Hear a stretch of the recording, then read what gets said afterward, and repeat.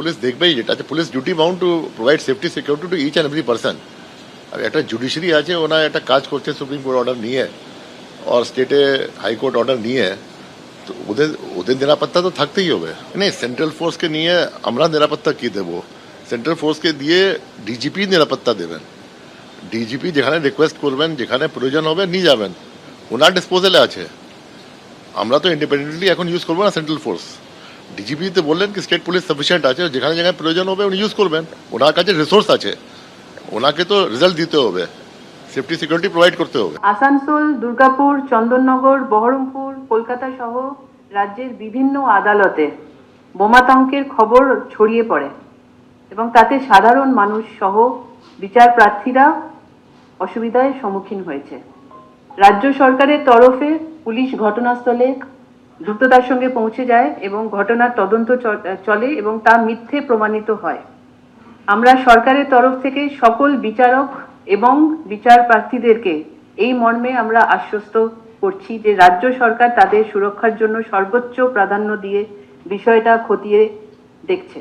This mail or this threat is anyhow related to delaying the SIR process, as you know that district judges are being involved in that.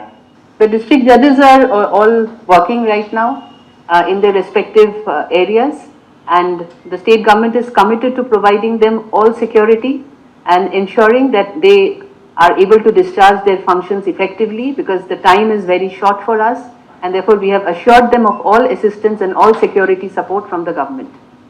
আমাদের কলকাতার ক্ষেত্রে বলতে পারি দুটো কোর্টে, city court এবং ব্যাংশন কোর্টে একটা মেল আসে, একটা বোমাতঙ্কের মেল। সঙ্গে সঙ্গে একটুও দেরি না করে আমাদের ডিটেকটিভ ডিপার্টমেন্টের bomb detection and disposal squad BDDS তারা যায়, পুরো জায়গায় তল্লাশি চালায় এবং বিচারপতিদের সঙ্গে তারা কথা বলে, তাদের নিরাপত্তার ব্যাপারে আশ্বস্ত করা হয় এবং পুরো তল্লাশির পরে কোথাও কোনো সন্দেহভাজন কিছু মেলেনি।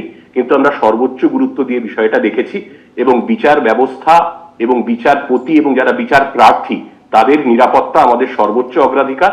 আমরা সেইভাবেই বিষয়টা দেখেছি, আতঙ্কের কোনো কারণ নেই। আর এই মেলটি ও ছিল এবং মেলটি কে কি কারণে কোথাও করেছিল সেটাও আমরা খতিয়ে দেখব। অযথা আতঙ্ক ছড়ানোর যদি চেষ্টা কেউ করে থাকেন, কেউ বা কারা করে থাকেন, তাদের বিরুদ্ধে সেটাও খতিয়ে দেখে আমরা কিন্তু কঠোর আইনি ব্যবস্থা নেব। আমাদের সাইবার ক্রাইম শাখা এবং আমাদের ডিটেকটিভ ডিপার্টমেন্ট দেখছে।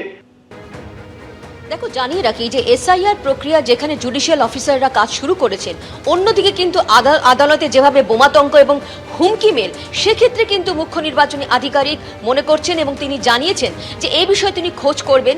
যে সমস্ত জুডিশিয়াল অফিসাররা যুক্ত রয়েছেন, এটা এই ক্ষেত্রে কি তাদের এই আদালতে কি এই ধরনের হুমকি মেল বা বোমাতঙ্ক দেখা দিয়েছে, সেক্ষেত্রে অবশ্যই তিনি খোঁজ করবেন। অন্যদিকে এটাও ঠিক, সুপ্রিম কোর্টের নির্দেশে কিন্তু এই জুডিশিয়াল অফিসাররা কাজ শুরু করেছেন এবং তারা কাজ করছেন। সেক্ষেত্রে কিন্তু তাদের নিরাপত্তা দেওয়ার বিষয়টা পুরোপুরি নির্ভর করছে রাজ্য পুলিশের ওপরে এবং পুরো নিরাপত্তার দায়িত্ব যেহেতু রাজ্য পুলিশের এবং কেন্দ্রীয় বাহিনীও কিন্তু 1 মার্চের মধ্যে এসে যাবে, সেক্ষেত্রে কিন্তু কেন্দ্রীয় বাহিনী কোথায় মোতায়েন থাকবে সেটাও কিন্তু রাজ্য পুলিশের দায়িত্ব।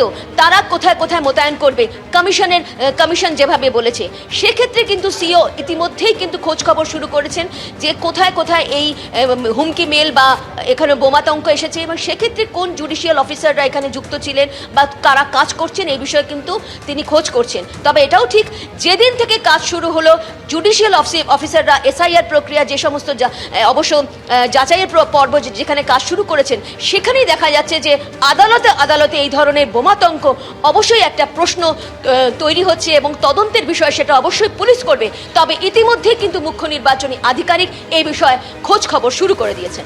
এবিপি আনন্দ, এগিয়ে থাকে, এগিয়ে রাখে।